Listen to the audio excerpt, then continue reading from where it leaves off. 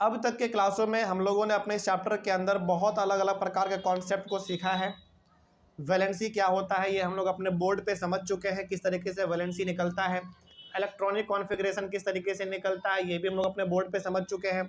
Atom का structure किस प्रकार से तैयार होता है ये भी हम लोग अपने बोर्ड पे समझ चुके हैं। कहने का मतलब हुआ कि जो चीज़ बोर्ड पे समझने वाला था हम लोग उसको बोर्ड पे समझ चुके हैं, और अब जो है एक दो टॉपिक वो बस आप सुन के ही समझ जाएंगे, तो इसको हम लोग अपने स्क्रीन पे ही कर लेंगे। तो आज का टॉपिक है हमारा atomic number and mass number, ये हमारा टॉपिक है। फिर इसके आगे इसके बाद एक और टॉपिक है, फिर इसको खत्म करके चैप्टर हमारा पूरी तरीके से खत्म हो जाएगा।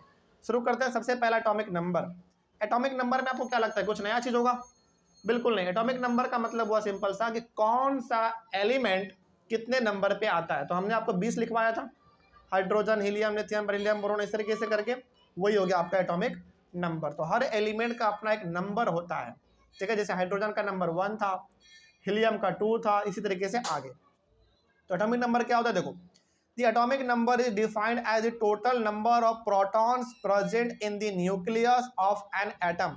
यदि आप लोगों को याद आ रहा होगा तो हमने आपको एक बात और बताया था बोर्ड पे कि किसी भी एलिमेंट का 3 चीज सेम रहता है, number of proton, number of electron और एटॉमिक नंबर। ये 3 चीज किसी भी एलिमेंट का क्या रहेगा, सेम रहेगा। जैसे मान लीजिए सपोज करिए कि हाइड्रोजन का एटॉमिक नंबर 1 है, इसका मतलब है कि हाइड्रोजन का एटॉमिक नंबर 1 है, इसका मतलब है कि उसके पास प्रोटॉन भी 1 है और इलेक्ट्रॉन भी 1 है।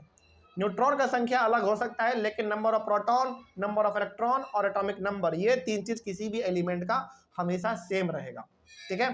तो वही यहाँ पे लिखा हुआ था कि the atomic number is defined as the total number of protons present in the nucleus of an atom. उस एटम के न्यूक्लियस में कितना प्रोटॉन है वही हो गया उसका एटॉमिक नंबर, या फिर आप बोल सकते हैं कि कितने इलेक्ट्रॉन हैं उसके ऑर्बिट पर, वो भी हो जाएगा उसका एटॉमिक नंबर, क्योंकि atomic number, number of proton और नंबर ऑफ इलेक्ट्रॉन सेम ही होता है, ठीक है। आगे, it is the number of protons of an atom which determines its atomic number. मतलब नंबर ऑफ, यहाँ पे केवल प्रोटॉन ही नहीं, आप इलेक्ट्रॉन भी बोल सकते हैं, क्योंकि नंबर ऑफ प्रोटॉन और नंबर ऑफ इलेक्ट्रॉन दोनों बराबर ही होता है। तो नंबर ऑफ प्रोटॉन कितने हैं, जितना भी होगा उतना ही उसका एटॉमिक नंबर भी हो जाएगा, ठीक है। जैसे हमने आपको लिखाया था कैल्शियम का एटॉमिक नंबर 20 होता है, इसका मतलब है कि कैल्शियम का एटॉमिक नंबर यदि 20 है तो इसका मतलब है कि कैल्शियम के पास इलेक्ट्रॉन भी 20 है और प्रोटॉन भी 20 है, ठीक है। आगे, atomic number is denoted by capital Z. ध्यान रखिएगा, एटॉमिक नंबर को हम लोग डिनोट करते हैं कैपिटल जेड से। मतलब यदि आप कैपिटल जेड कहीं पे लिख देंगे केमिस्ट्री में तो वो समझ जाएगा कि एटॉमिक नंबर के बारे में बात कर रहा है, ठीक है। आगे, all atoms of an element have the same atomic number, यानी कि जेड। कहने का मतलब हुआ कि हर प्रकार के एलिमेंट को आप जेड से डिनोट कर सकते हैं, ठीक है। तो जेड का मतलब ही हो जाता है एटॉमिक नंबर। तो हाइड्रोजन का एटॉमिक नंबर कितना है, 1 है, इसका मतलब है कि हाइड्रोजन के लिए बात करेंगे तो जेड इक्वल्स टू 1 हो जाएगा। उसी प्रकार से कैल्शियम का कितना एटॉमिक नंबर 20 है, तो जेड इक्वल्स टू कितना हो जाएगा, 20 हो जाएगा। सिंपल। एटॉमिक नंबर का सिंपल मतलब यही है कि एक एटम के पास कितने प्रोटॉन है या फिर कितने इलेक्ट्रॉन है, उतना ही हो जाएगा उसका एटॉमिक नंबर। बस सिंपल है ये चीज। अगला है मास नंबर। चलिए आगे भी हम लोग बात कर लेते हैं मास नंबर। मास नंबर क्या है देखो, the mass number is defined as the sum of the total number of protons and neutrons present in the nucleus of an atom। चलिए याद कीजिए, रदरफोर्ड का मॉडल, उसमें बताया गया था कि एक एटम का जो पूरा मास है वो कहाँ कंसंट्रेटेड रहता है, बताओ जल्दी, न्यूक्लियस में। और न्यूक्लियस में है, इसका मतलब है कि न्यूक्लियस में 2 चीज़ है, नंबर ऑफ प्रोटॉन और नंबर ऑफ न्यूट्रॉन। इसका मतलब हुआ कि यदि किसी एटम के न्यूक्लियस में प्रोटॉन और न्यूट्रॉन है, उन दोनों को आप जोड़ दो, उस पूरे एटम का आपको मास मिल जाएगा।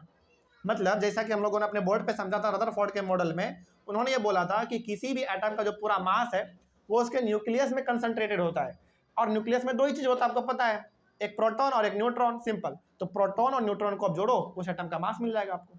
सिंपल, ठीक है। वही इसमें लिखा हुआ था कि the mass number is defined as the sum of the total number of protons and neutrons present in the nucleus of an atom. तो एक एटम के न्यूक्लियस में कितने प्रोटॉन है और कितने न्यूट्रॉन है, उसको आप जोड़ दो, उस एटम का मास मिल जाएगा।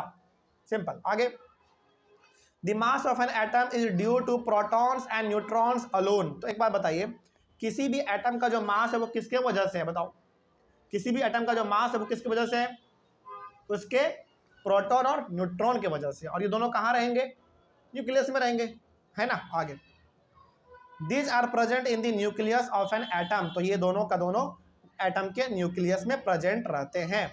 आगे, hence protons and neutrons are also called nucleons, चूंकि प्रोटॉन और न्यूट्रॉन के वजह से ही किसी भी एटम का मास पता चलता है, इसलिए हम लोग इन दोनों को न्यूक्लियॉन्स भी कह देते हैं, ध्यान रखिएगा। Therefore the mass of an atom reside in its nucleus, तो मोटा मोटी ओवरऑल हम लोग ये कह सकते हैं कि किसी भी एटम का जो मास है वो न्यूक्लियस में ही कंसंट्रेटेड रहता है, प्रोटॉन और न्यूट्रॉन के वजह से, ठीक है। यही था हमारा। आगे बढ़ते हैं। फॉर एग्जांपल, एक दो एग्जांपल लेंगे तो आपको और समझ में आएगा। समझिए, जैसे फॉर एग्जांपल यहाँ पे दिया हुआ है the mass of carbon is 12 U। अच्छा, अब याद कीजिए यहाँ पे U क्यों लिखा गया, यूनिफाइड मास हम लोग इसको पढ़ते थे चैप्टर नंबर 3 में। तो यहाँ पे बोला गया कि कार्बन का जो मास है वो 12 U है। इसका मतलब है because it has 6 protons and 6 neutrons in its nucleus. अब जरा इसको आप ऐसे समझिए, बोला जा रहा है कि कार्बन का जो मास है वो 12 है। इसका मतलब क्या समझते हैं आप लोग, जरा बताओ। मतलब यदि कार्बन का मास 12 है, इसका मतलब कि उसके न्यूक्लियस में 6 प्रोटॉन होंगे और 6 न्यूट्रॉन होंगे। सिंपल, तो इन दोनों को जोड़ दिया, निकल गया 12, ठीक है। तो किसी भी यदि एटम का आपको मास पता करना हो तो आप ये पता करो कि उसके न्यूक्लियस में प्रोटॉन कितने हैं और न्यूट्रॉन कितने हैं, दोनों को जोड़ दो, उसका मास मिल जाएगा। तो कार्बन के न्यूक्लियस में 6 प्रोटॉन है और 6 न्यूट्रॉन है, दोनों को आपने जोड़ दिया, इसको मिल गया इसका पूरा मास 12, ठीक है। आगे, सिमिलरली उसी प्रकार से the mass of aluminium is 27 U। Aluminium का जो मास होता है वो 27 होता है। क्यों? क्योंकि इसके पास 13 प्रोटॉन है और 14 न्यूट्रॉन है न्यूक्लियस में। कोई दिक्कत? अच्छा, यहाँ पे आपको कन्फ्यूजन हो सकता है कि सर दोनों बराबर क्यों नहीं है। बराबर कैसे होगा, बराबर कौन होता है, प्रोटॉन और इलेक्ट्रॉन। क्या न्यूट्रॉन बराबर होता है कभी? नहीं। तो इसके न्यूक्लियस में 13 प्रोटॉन है और 14 न्यूट्रॉन है, इन दोनों को आप जोड़ो 27 मिल गया, है ना। तो ओवरऑल आइडिया हम लोगों को यहाँ से मिल गया कि किसी भी एटम का यदि आपका मास पता करना है तो बस आप ये देख लो कि उसके न्यूक्लियस में कितने प्रोटॉन है और कितने न्यूट्रॉन है, जितने दोनों को जोड़ दो उसका मास मिल जाएगा, ठीक है। आगे, लेकिन हाँ, अब आप ये पता मत करने जाना, हालांकि प्रोटॉन, इलेक्ट्रॉन और एटॉमिक नंबर सेम होता है। अब क्या न्यूट्रॉन को आप याद करने जाओगे, बोलो? नहीं, न्यूट्रॉन को याद करने से ज़्यादा बढ़िया है कि आप 1 से 20 तक के एलिमेंट का मास ही याद कर लो, बस सिंपल, जो कि हमने आपको चैप्टर नंबर 3 में लिखवाया था, ठीक है। तो देखो, आप ना number of proton, number of electron कितने हैं ये आप ऑटोमेटिक पता कर सकते हैं उसके एटॉमिक नंबर से, क्योंकि सेम ही होता है। तो number of proton, number of electron और एटॉमिक नंबर सेम होता है। तो आपको कभी भी नंबर ऑफ प्रोटॉन और नंबर ऑफ इलेक्ट्रॉन याद नहीं करना है, क्योंकि वो एटॉमिक नंबर से मैच करता है। अब बचा न्यूट्रॉन, तो क्या न्यूट्रॉन का संख्या आप याद करोगे? नहीं याद करो। इसके बदले में आप 1 से 20 तक का मास ही याद कर लो पूरा, हाइड्रोजन, हीलियम, लिथियम, बेरिलियम, इन सब का, वो ज़्यादा अच्छा रहेगा, ठीक है। खैर, आगे, the atomic number, mass number and symbol of the element are to be written as. अब देखो, इन तीनों को हम लोग एक साथ कैसे लिखते हैं, आपके बुक में ये ज़्यादा अच्छे तरीके से लिखा गया है। किसी भी एलिमेंट का मास नंबर और एटॉमिक नंबर कैसे लिखा जाता है आप अपने बुक में देखो। हालांकि यहाँ पे भी हम लिखे हुए हैं, बीच में लिखोगे आप एलिमेंट का सिंबल, ठीक है। उसके जैसे यहाँ पे हमने बॉक्स में लिखा है सिंबल ऑफ एलिमेंट, यहाँ पे आप लिखोगे एलिमेंट का सिंबल, उसके ऊपर लिखोगे उसका मास नंबर और उसके नीचे लिख दोगे उसका एटॉमिक नंबर। कोई दिक्कत इसमें? ये आपके बुक में अच्छे तरीके से दिया गया है, तो आप वहाँ पे भी देख सकते हैं। फॉर एग्जाम्पल, एक एग्जाम्पल यहाँ पे देख लो। फॉर एग्जाम्पल, नाइट्रोजन को कैसे लिखेंगे हम लोग? कैपिटल N लिखेंगे, उसके ऊपर लिख देंगे 14 हो गया इसका मास, और इसके नीचे लिख देंगे 7। इसका मतलब होगा कि नाइट्रोजन का एटॉमिक नंबर कितना है? 7 है। बस इतना ही आपको ध्यान में रखना है। कोई दिक्कत? तो ध्यान रहे, यदि आपसे बोला जाए कि किसी भी एलिमेंट के मास नंबर और एटॉमिक नंबर को कैसे लिखोगे, तो कैपिटल में मतलब उसका जो भी सिंबल है पहले वो लिखोगे, उसके ऊपर आप लिख देंगे लेफ्ट साइड में, लेकिन ऊपर में मास नंबर, और उसके नीचे में लिख देंगे लेफ्ट साइड में उसका एटॉमिक नंबर। बस इसी तरीके से इसको लिखा जाता है। इतना ही सिंपल है ये, हो गया। चलिए, अगला टॉपिक है हमारा आइसोटॉप्स, इसके बारे में भी हम डिस्कस कर लेते हैं। आइसोटॉप्स क्या होता है जरा समझते हैं, क्योंकि ये बहुत इंपॉर्टेंट है, समझिएगा ध्यान से। पहला इसका डेफिनेशन समझते हैं, फिर आगे बढ़ेंगे, एक दो एग्जांपल भी लेंगे तो समझ में अच्छा आएगा। देखो, isotopes are atoms of the same element having the same atomic number but different mass number. समझिएगा ध्यान से, आइसोटॉप्स का मतलब है कि एलिमेंट सेम रहेगा, ठीक है। देखो यहां पे साफ देखो, isotopes are atoms of the same element, element same रहेंगे, atomic having the same atomic number, atomic number भी सेम रहेगा लेकिन उसका मास नंबर अलग रहेगा। आप इसको ऐसे समझिए, कोई एलिमेंट है, उसका मतलब एलिमेंट वो सेम रहेंगे, जैसे हाइड्रोजन है तो हाइड्रोजन ही रहेगा, एटॉमिक नंबर हाइड्रोजन का 1 है तो वो भी 1 ही रहेगा, लेकिन उसका मास अलग हो जाएगा। एक एग्जांपल देंगे तो आपको ज्यादा समझ में आएगा। खैर ये तो इसका डेफिनेशन हो गया, लेकिन एग्जांपल इसका ज्यादा इंपॉर्टेंट है, समझिए। For example there are 3 isotopes of hydrogen atom, namely protium, deuterium and tritium. अब समझो इसका ध्यान से, हाइड्रोजन का आइसोटॉप्स 3 गो है, इसका मतलब हुआ कि हाइड्रोजन 3 अलग अलग फॉर्म में पाया जाएगा, है तीनों हाइड्रोजन ही लेकिन 3 अलग अलग फॉर्म में पाया जा रहा है, ठीक है। अब चूंकि तो है तीनों हाइड्रोजन ही तो एटॉमिक नंबर भी क्या रहेगा, 1 ही रहेगा सभी का, लेकिन तीनों का एटॉमिक मास क्या रहेगा, अलग रहेगा। फिर से बताते हैं आइसोटॉप्स का मतलब होता क्या है। आइसोटॉप्स का मतलब हुआ कि कोई एलिमेंट डिफरेंट फॉर्म में पाए जाएंगे, नंबर उसका सेम रहेगा लेकिन मास नंबर उसका अलग रहेगा। एग्जांपल यहां पर दिया गया हाइड्रोजन का, जैसे सबसे पहले बात तो आप ये बताइए कि हाइड्रोजन का एटॉमिक नंबर कितना है, 1 है।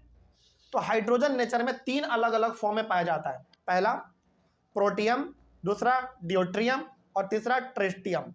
तो ये हाइड्रोजन का 3 अलग अलग फॉर्म पाया जाता है नेचर में, तो इन तीनों का एटॉमिक नंबर क्या रहेगा, 1 ही रहेगा। क्यों 1 रहा, क्योंकि तीनों के तीनों हाइड्रोजन ही तो है, लेकिन इन तीनों का एटॉमिक मास जो है वो डिफरेंट हो जाता है। तो आइसोटॉप्स में आपको यही ध्यान रखना है कि एटॉमिक नंबर तो सेम रहेगा लेकिन मास नंबर अलग रहेगा। फिर से बोलते हैं, इंपॉर्टेंट है, एटॉमिक नंबर इसमें सेम रहेंगे लेकिन डिफरेंट क्या रहेंगे, बोलो, मास नंबर। बस इतना ही ध्यान रखना आपको इसमें आइसोटॉप्स में। आगे the atomic number of each one is 1 but the mass number is 1, 2 and 3 respectively. अब देखो प्रोटियम, ड्यूट्रियम और ट्रिटियम ये तीनों का तीनों हाइड्रोजन का ही आइसोटॉप्स है। इसका मतलब हुआ कि हाइड्रोजन इन 3 अलग अलग फॉर्म में पाया जा रहा है। चूंकि हाइड्रोजन का ही तीनों अलग फॉर्म है तो एटॉमिक नंबर भी तीनों का क्या रहेगा, 1, 1, 1 ही रहेगा, लेकिन तीनों का एटॉमिक मास जो है वो है 1, 2 और 3। यानी कि प्रोटियम का मास है 1, ड्यूट्रियम का मास है 2 और ट्रिटियम का मास है 3। बस, तो एटॉमिक नंबर सेम रहेंगे लेकिन मास नंबर अलग रहेंगे। आगे सिमिलरली उसी प्रकार से एक और एग्जांपल दिया गया है, similarly there are 2 isotopes of carbon atom, carbon का भी 2 आइसोटॉप्स है। तो आइसोटॉप जैसे बोला कि कार्बन का 2 है, इसका मतलब क्या समझेंगे आप कि कार्बन भी नेचर में 2 अलग अलग फॉर्म में पाया जा रहा है, जिसका एटॉमिक नंबर तो सेम रहेगा लेकिन मास नंबर अलग रह सकता है। समझ लेते हैं एक बार, देखो जैसे carbon, namely carbon 12 and carbon 14। तो कार्बन 12 और कार्बन 14 ये कार्बन का 2 अलग अलग फॉर्म है नेचर में जो पाया जाएगा, ठीक है। आगे the atomic number of each one is 6 but the mass number is 12 and 14। अब इसको आप ऐसे समझिए, यहाँ पे बहुत सारा कंफ्यूजन हो गया होगा। यहाँ पे कार्बन के आइसोटॉप्स के बारे में बात करें तो 2 गो है, यानी कि कार्बन भी नेचर में 2 अलग अलग फॉर्म में पाया जा रहा है, कार्बन 12 और कार्बन 14। अब चूंकि कार्बन का ही अलग फॉर्म है तो एटॉमिक नंबर भी क्या रहेंगे, बोलो, सेम रहेगा। कार्बन का एटॉमिक नंबर कितना होता है, 6, तो इनका भी एटॉमिक नंबर 6 ही रहेगा लेकिन दोनों का मास अलग हो जाएगा। पहला का हो जाएगा 12 और दूसरा का हो जाएगा 14। आप इसको ऐसे भी याद रख सकते हैं कि कार्बन 12 जो है उसका मास है 12 और कार्बन 14 जो है उसका मास है 14। तो सिंपल है कि नहीं। हालांकि ऊपर वाला भी याद रखना बड़ा सिंपल है, प्रोटियम का 1, ड्यूट्रियम का 2 और ट्रिटियम का 3। हाइड्रोजन में बात करें तो, कार्बन में बात करें तो कार्बन का 2 अलग फॉर्म है, कार्बन 12 और कार्बन 14। कार्बन 12 का मास 12 और कार्बन 14 का मास 14, ऐसे भी याद रख सकते हैं आप। तो आइसोटॉप्स में आपको बहुत कुछ भी यदि याद नहीं रहे तो केवल आप ये याद रखिएगा कि आइसोटॉप्स में एटॉमिक नंबर सेम रहेंगे लेकिन एटॉमिक मास क्या रहेगा, वो अलग अलग रहेगा। अब यदि कोई पूछ दे कि बताओ हाइड्रोजन का 3 आइसोटॉप्स का नाम क्या है, तो प्रोटियम, ड्यूट्रियम और ट्रिटियम, सिंपल, ठीक है। उसके बाद बात करें कि कार्बन का बताओ कि 2 आइसोटॉप्स का नाम क्या है, तो आप बोलोगे कार्बन 12 और कार्बन 14, सिंपल है इतना, ठीक है। आगे अच्छा, उसी प्रकार से यदि पूछ दे कि हाइड्रोजन का जो आइसोटॉप्स है 3 गो, उन तीनों का मास क्या है, तो बताइएगा कि प्रोटियम का 1 है, ड्यूट्रियम का 2 है और ट्रिटियम का 3 है। उसी प्रकार से यदि पूछे कि बताओ कार्बन का जो आइसोटॉप्स है 2 गो, कार्बन 12 और कार्बन 14, उन दोनों का क्या मास है, तो बताइएगा कार्बन 12 का 12 है और कार्बन 14 का 14 है। सिंपल, ठीक है। आगे उसी प्रकार से एक एग्जांपल और दिया गया, देख लो। हाँ, एक और है, similarly there are 2 isotopes of chlorine atom. Chlorine का भी 2 आइसोटॉप्स है, नेमली क्लोरीन 35 एंड क्लोरीन 37। तो क्लोरीन भी नेचर में 2 अलग अलग फॉर्म में पाया जा रहा है, तो इसका भी क्या होगा, एटॉमिक नंबर सेम ही होगा लेकिन मास नंबर अलग हो जाएगा। जैसे इसको भी याद रखना बड़ा सिंपल है। जैसे देखो, क्लोरीन का 2 जो आइसोटॉप्स है, पहला है क्लोरीन 35 और दूसरा है क्लोरीन 37, और इसका भी मास नंबर याद रखना बड़ा सिंपल है। क्लोरीन 35 का मास है 35 और क्लोरीन 37 का मास है 37, और चूंकि क्लोरीन का एटॉमिक नंबर 17 होता है, तो 35 और 37 दोनों का भी कितना हो जाएगा, एटॉमिक नंबर 17 ही हो जाएगा। बस, तो ओवरऑल आपको इसमें एक चीज पता चल गया होगा कि आइसोटॉप्स में एटॉमिक नंबर तो सेम रहेंगे लेकिन एटॉमिक मास डिफरेंट हो सकते हैं। बस यही आपको इसमें ध्यान रखना है। आगे, many elements consist of a mixture of isotopes, each isotope an element is a pure substance. Nature में ऐसे बहुत सारे आइसोटॉप्स पाए जाते हैं, कई सारे तो ऐसे आइसोटॉप्स हैं जो कि बहुत सारे मिक्सचर हैं आइसोटॉप्स के, मतलब बहुत सारे ऐसे सबस्टेंस हैं नेचर में जो कि अलग अलग आइसोटॉप्स का मिक्सचर है। और यहाँ पे बोला गया है कि हर एक आइसोटॉप्स जो होता है वो एक प्योर सबस्टेंस होता है। इसको आप लोग अपने नोट में, नहीं तो बुक में भी आप इसको अंडरलाइन कर सकते हैं कि जो आइसोटॉप है वो एक प्योर सबस्टेंस होता है, मतलब मिक्सचर नहीं होता, ये एक प्योर सबस्टेंस होता है, ठीक है। आगे, the chemical properties of isotopes are similar but their physical properties are different. जैसे आइसोटॉप्स का जो केमिकल प्रॉपर्टी है वो सिमिलर होगा, कहने का मतलब ये हो गया, जैसे मान लीजिए हाइड्रोजन का 3 आइसोटॉप्स, प्रोटियम, ड्यूट्रियम और ट्रिटियम, तो इन तीनों का जो केमिकल प्रॉपर्टी होगा ना वो हाइड्रोजन के जैसा ही मिलता जुलता होगा। मतलब जिस तरीके से हाइड्रोजन किसी के साथ रिएक्ट करता है उसी तरीके से तीनों भी रिएक्ट करेगा, लेकिन इन तीनों का फिजिकल प्रॉपर्टी, मतलब ऊपर से देखने में तीनों हाइड्रोजन से अलग होते हैं। तो ध्यान रखिएगा कि आइसोटॉप्स जो होते हैं उसका केमिकल प्रॉपर्टी तो सेम रहता है लेकिन फिजिकल प्रॉपर्टी वो अलग होता है, ठीक है। मतलब रिएक्शन वगैरह करेगा एकदम सेम तरीके से जैसे हाइड्रोजन करता था, लेकिन फिजिकल प्रॉपर्टी बात करें कि दिखने में कैसा लगेगा, तो वो हाइड्रोजन से थोड़ा अलग दिखेगा, ठीक है। तो आइसोटॉप्स में आपको 2-3 बातें बहुत अच्छी तरीके से याद रखना है। पहला तो ये कि आइसोटॉप्स में एटॉमिक नंबर सेम रहते हैं लेकिन मास नंबर अलग होता है। उसके बाद हर एक आइसोटॉप्स एक प्योर सबस्टेंस होता है। उसके बाद ये कि आइसोटॉप्स का केमिकल प्रॉपर्टी तो सेम होता है लेकिन फिजिकल प्रॉपर्टी वो अलग होता है। एग्जांपल के तौर पे आपसे कोई पूछे कि एग्जांपल के थ्रू समझाओ, तो आप इसको ऐसे समझाइएगा कि जैसे मान लीजिए कि हाइड्रोजन का 3 आइसोटॉप्स है, प्रोटियम, ड्यूट्रियम और ट्रिटियम। इन तीनों का केमिकल प्रॉपर्टी जो है वो हाइड्रोजन से ही मिलता जुलता होगा लेकिन फिजिकल प्रॉपर्टी हाइड्रोजन से बिल्कुल अलग होगा, देखने में बिल्कुल तीनों अलग होंगे। यही बात आपको इसमें ध्यान रखना था। आगे, if an element has no isotopes then the mass of its atom would be the same as the sum of protons and neutrons in it। ये तो हम लोग पहले भी पढ़ चुके हैं कि मान लीजिए किसी एलिमेंट का आइसोटॉप नहीं है तो उसका मास कहाँ होंगे बताओ, न्यूक्लियस में होगा। तो किसके वजह से होगा, नंबर ऑफ प्रोटॉन और नंबर ऑफ न्यूट्रॉन की वजह से। तो किसी भी एलिमेंट, मतलब किसी भी एटम का जो मास होता है वो न्यूक्लियस में ही कंसंट्रेटेड होता है, ये हम लोग पहले से भी जानते हैं। और न्यूक्लियस में 2 चीज होता है, प्रोटॉन और न्यूट्रॉन, उन्हीं दोनों को जोड़ो उस एटम का पूरा मास मिल जाएगा हम लोग को, ठीक है। अगला, but if an element occurs in isotopic forms then we have to know the percentage of each isotopic form and then the average atomic mass is calculated। लेकिन मान लीजिए कि किसी एलिमेंट का आइसोटॉप है तो हर आइसोटॉप्स का मास कितना है उसको परसेंटेज में पहले कैलकुलेट करते हैं, परसेंटेज में कन्वर्ट करने के बाद फिर उसको हम लोग एवरेज निकालते हैं, तब जाकर उस एलिमेंट का पूरा मास निकलता है, ठीक है। आगे ये हो गया। अगला हमारा इसमें इसको कैसे निकालते हैं थोड़ा सा इसके बारे में एक यहाँ पे हम लोग थोड़ा डिस्कस भी कर लेते हैं। जैसे एक यहाँ पे एग्जांपल दिया गया है एवरेज एटॉमिक मास निकालने का। जैसे the average atomic mass of chlorine atom on the basis of above data will be, जैसे समझिएगा ध्यान से, इसमें क्या बोला गया था पहले देखो, पहले इस वाले पॉइंट को फिर से समझिए फिर आगे समझ में आएगा। If an element occurs in isotopic forms, देखो यहाँ पे ना 2 बात है, यदि किसी एलिमेंट का आइसोटॉप नहीं है और उस एलिमेंट का आपको मास पता करना है तो कुछ नहीं करना है, सिंपल सा आप ये देखो कि उसके न्यूक्लियस में प्रोटॉन कितने और न्यूट्रॉन कितने, दोनों को जोड़ दो उसका मास निकल जाएगा।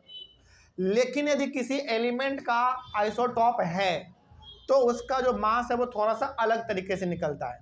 जैसे क्लोरीन का यहाँ पे एग्जांपल देके समझाया गया है। जैसे इसमें करना क्या होता है, देखो, if an element has no isotopes, यदि किसी एलिमेंट का आइसोटॉप्स नहीं है, मतलब उसका दूसरा कोई फॉर्म नहीं पाया जाता नेचर में, then the mass of its atom would be the same as the sum of protons and neutrons in it. यदि किसी एलिमेंट का नहीं है कोई आइसोटॉप्स तो उसका मास कितना होगा, सिंपल है, ये पता कर लो, उसके पास प्रोटॉन और न्यूट्रॉन कितना है न्यूक्लियस में, जितना है उसको जोड़ दो, उस पूरे एटम का मास निकल जाएगा। लेकिन if an element occurs in isotopic forms, then we have to know the percentage of each isotopic form and then the average atomic mass is calculated। लेकिन यदि किसी एलिमेंट का आइसोटॉप है, मतलब कि यदि वो एलिमेंट नेचर में किसी और फॉर्म में पाया जाता है, तो उसका जो एटॉमिक मास है वो थोड़ा सा अलग तरीके से निकाला जाता है। कैसे निकलता है, अब थोड़ा सा इसका आगे समझ लेते हैं। जैसे यहाँ पे एग्जांपल दिया गया क्लोरीन का, चूंकि पहले तो ये बताइए क्लोरीन का कितना आइसोटॉप है, दो वो है, एक क्लोरीन 35 और क्लोरीन 37। तो इन दोनों का आप निकालो पहले एवरेज एटॉमिक मास, फिर दोनों का आपस में जोड़ देना, तो वही हो जाएगा क्लोरीन का पूरा एटॉमिक मास। जैसे पहला यहाँ पे देखो 35 इंटू 75/100, इसका मतलब हुआ, ये बात हो रहा है क्लोरीन 35 के बारे में। तो क्लोरीन के अंदर क्लोरीन 35 का जो मात्रा होता है वो कितना परसेंट होता है, 75%, इसलिए यहाँ पे निकाला गया है 75/100। ठीक है, अगला हमारा फिर प्लस करना है अगले वाले को, 37 इंटू 25/100, इसका मतलब हुआ, ये बात हो रहा है क्लोरीन 37 का। तो क्लोरीन 37 कितना परसेंट पाया जाता है बोलो, 25%, इसीलिए इसको 25/100 किया है। अब इन दोनों को आप सॉल्व करोगे तो पहला वाला आएगा 105/4, दूसरा वाला आएगा 37/4। अब इन दोनों को भी सॉल्व करोगे तो पूरा आएगा 142/4, और अब इसको डिवाइड करके लाओगे तो 35.5 U आएगा। इस तरीके से क्लोरीन का मास निकला। तो यहाँ जो क्लोरीन का मास निकला है, इसका मास निकालने के लिए हम लोगों ने इसके दोनों आइसोटॉप्स का सहारा लिया है कि आखिर क्लोरीन 35 कितना परसेंट है, तो 75% है, क्लोरीन 37 कितना है, तो 25% है। इस तरीके से हमने इसको कैलकुलेट किया है। ठीक है, आगे, this does not mean that any one atom of chlorine has a mass of 35.5 U। अब इसका मतलब ये नहीं है कि क्लोरीन के एक एटम का जो मास है वो 35.5 U है। फिर इसका मतलब क्या हुआ, देखो, it means that if we take a certain amount of chlorine, it will contain both isotopes of chlorine and the average atomic mass of chlorine is 35.5 U। अब इसका मतलब ये समझो, क्लोरीन के एक एटम का मास 35.5 है, ऐसा मत समझिएगा, बल्कि आप इसको ये समझो कि क्लोरीन के अंदर दो आइसोटॉप्स होते हैं, मतलब क्लोरीन का दो आइसोटॉप्स है, क्लोरीन 35 और क्लोरीन 37। इन दोनों का एवरेज एटॉमिक मास 35.5 एवरेज है, मतलब इन दोनों का मिला के इतना है। समझ आ रही है बात? तो किसी एक एटम का मास ये नहीं है, बल्कि क्लोरीन का ये पूरा एवरेज मास है। समझ में आ गया बात? आगे बढ़ते हैं। उसके बाद है हमारा इसमें एप्लीकेशंस ऑफ आइसोटॉप्स। आइसोटॉप्स का क्या इस्तेमाल है, एप्लीकेशंस का मतलब हो जाता है यूज, कि आखिर इसका यूज क्या है। देखा जाए, some isotopes have special properties which find them useful in various fields, some of them are. तो कुछ आइसोटॉप्स हैं जिसका इस्तेमाल हम लोग बहुत अच्छे तरीके से करते हैं अपने चीज़ों को आसान बनाने के लिए। जैसे 3 यहाँ पे दिया गया, an isotope of uranium is used as a fuel in nuclear reactor. Uranium का जो आइसोटॉप्स होता है उसका हम लोग इस्तेमाल करते हैं फ्यूल बनाने के लिए, मतलब फ्यूल के तौर पे हम लोग इसका काम करते हैं न्यूक्लियर रिएक्टर में, ताकि हम लोग इसमें, मतलब न्यूक्लियर रिएक्टर बेसिकली यहाँ पे हम लोग क्या करते हैं, एटम के न्यूक्लियस को इस्तेमाल करके हम लोग इलेक्ट्रिसिटी प्रोड्यूस करते हैं। तो यहाँ पे यूरेनियम का आइसोटॉप इस्तेमाल होता है। अगला, an isotope of cobalt is used in the treatment of cancer. Cancer के ट्रीटमेंट में, मतलब कैंसर का जो पेशेंट होता है उसका जब इलाज होता है तो वहाँ पे हम लोग कोबाल्ट का आइसोटॉप इस्तेमाल करते हैं।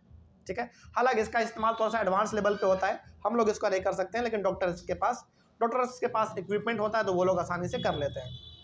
An isotope of iodine is used in the treatment of goitre. Goitre मतलब वही जब गला किसी का फूल जाता है तो उसको खत्म करने के लिए आयोडीन का आइसोटॉप इस्तेमाल किया जाता है। तो ये पूरा हो गया हमारा कहानी आइसोटॉप्स के बारे में। अगला कहानी हमारा होगा आइसोबार्स। ये भी थोड़ा सा एक अलग चीज है, समझिए। Isobars are the atoms of different elements having different atomic numbers but the same mass number. अब यहाँ पे कंफ्यूजन हो जाता है आप लोगों को आइसोटॉप्स और आइसोबार्स में। देखो, आइसोटॉप्स में अभी आपने तुरंत समझा कि एटॉमिक नंबर सेम रहेंगे लेकिन मास नंबर अलग रहेगा। लेकिन आइसोबार में क्या होता है, isobars are the atoms of different elements having different atomic number but same mass number. इसमें जस्ट आइसोटॉप्स का उल्टा है, इसमें एटॉमिक नंबर क्या रहेंगे, डिफरेंट रहेंगे, लेकिन मास नंबर सेम रहेगा, उसका जस्ट उल्टा। आइसोटॉप्स में अभी तुरंत आपने पढ़ा कि एटॉमिक नंबर सेम रहेगा, मास नंबर अलग रहेगा, लेकिन इसमें एटॉमिक नंबर क्या रहेगा, डिफरेंट रहेगा, अलग अलग रहेगा, लेकिन मास नंबर सेम रहेगा। एग्जांपल आपको देते हैं, जैसे for example the atomic number of calcium is 20, calcium का एटॉमिक नंबर 20 होता है, ये हम लोग को पता है। And the atomic number of argon is 18, argon का एटॉमिक नंबर कितना होता है, 18 होता है। मतलब कैल्शियम का एटॉमिक नंबर 20, आर्गन का एटॉमिक नंबर 18, दोनों एलिमेंट का एटॉमिक नंबर अलग अलग है कि नहीं है, लेकिन इन दोनों का मास जो है, but the number of but the mass number of both the elements is 40, लेकिन दोनों के मास का बात करें तो दोनों का 40-40 होता है। तो ये बात आपको ध्यान रखना है कि आइसोटॉप्स में एटॉमिक नंबर सेम होंगे, मास नंबर अलग होंगे, लेकिन आइसोबार्स में एटॉमिक नंबर अलग होंगे लेकिन मास नंबर सेम रहेंगे। इसका एग्जांपल आप देख सकते हैं कैल्शियम और आर्गन से। कैल्शियम और आर्गन का एटॉमिक नंबर भले अलग अलग है, लेकिन दोनों का मास नंबर 40 होता है, ठीक है। तो इस तरीके से आइसोटॉप्स और आइसोबार्स में एक मेजर डिफरेंस जो आपसे पूछा जाता है वो यही चीज का है। बस इस तरीके से हमारे टॉपिक और टॉपिक के साथ पूरा का पूरा चैप्टर हमारा खत्म हुआ। अब बताइए इस पूरे चैप्टर में आप लोगों को कहीं पर कोई डाउट है? हाँ, वो बताएंगे हम अच्छी तरीके से, कोई दिक्कत इसमें? फिलहाल यहाँ तक तो कोई दिक्कत नहीं है। चलिए, तो इस तरीके से हम लोगों ने पूरा का पूरा कुछ क्लास हम लोगों ने स्क्रीन पे किया है और बहुत कुछ क्लास हम लोगों ने इसका बोर्ड पे जाके समझा है चीज़ों को। तो पूरा मिला जुला के हमारा चैप्टर ये पूरा खत्म होता है। अब आप लोगों को ऑनलाइन वाले बच्चे खास करके कोई डाउट हो तो आप लोग एक बार कमेंट करिएगा। मिलेंगे हम लोग अपने अगले क्लास में एक नए चैप्टर के साथ और एक नए शुरुआत के साथ। तब तक के लिए thank you very much and have a nice day.